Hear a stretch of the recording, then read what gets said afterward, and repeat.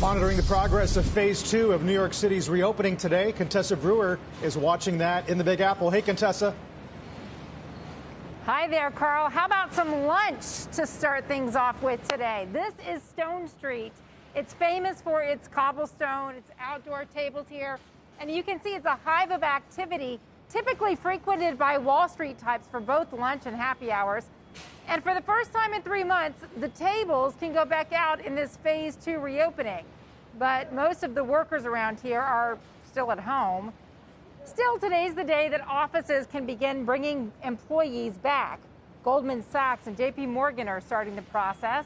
And hey, if you've got long hair or gray roots, New Yorkers can now hit the hair salon. Thank God. Some in-store shopping is now allowed. Macy's threw its doors open less than an hour ago. Look at the crowds outside waiting to go in there. But of course, the city is asking businesses to follow CDC guidelines for social distancing and sanitation. Masks are required in public where social distancing might not be required. But we've seen in other states and cities that the guidelines are not strictly followed and cases are spiking. It's a tough weekend for the nation, with more than 36,000 new cases reported. Texas, Nevada, Florida, Arizona all saw a record of daily new cases last week. And New York alone, the city, has far more deaths than any other state.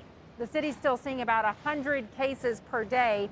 But we're hearing that the contact tracing is paying off now. Some 84% of people who've been contacted by phone are willing to share their contacts, and that's an improvement from what we saw there at the beginning. With all this in place, guys, what we're hearing the mayor say and the governor say is they're really going to be watching to see whether the cases ramp up, because in that case, they would reverse course. But for now, they're setting up the tables on Stone Street. We'll have to see who's around here to come back down and have a bite al fresco.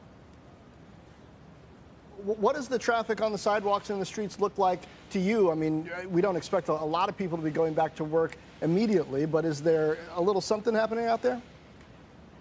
Yeah, there's definitely people on the streets, but I'll tell you what, I was in a neighborhood adjacent to this over the weekend. I was stunned how many people are going up to a door, ordering their drink, and then just plopping down on the curbs. Some people brought their picnic blankets and set them up out on the street. I saw people who had brought their own lawn chairs. They get the takeout, and then they just sit right there. So even where the outdoor dining wasn't happening officially, it was happening, John.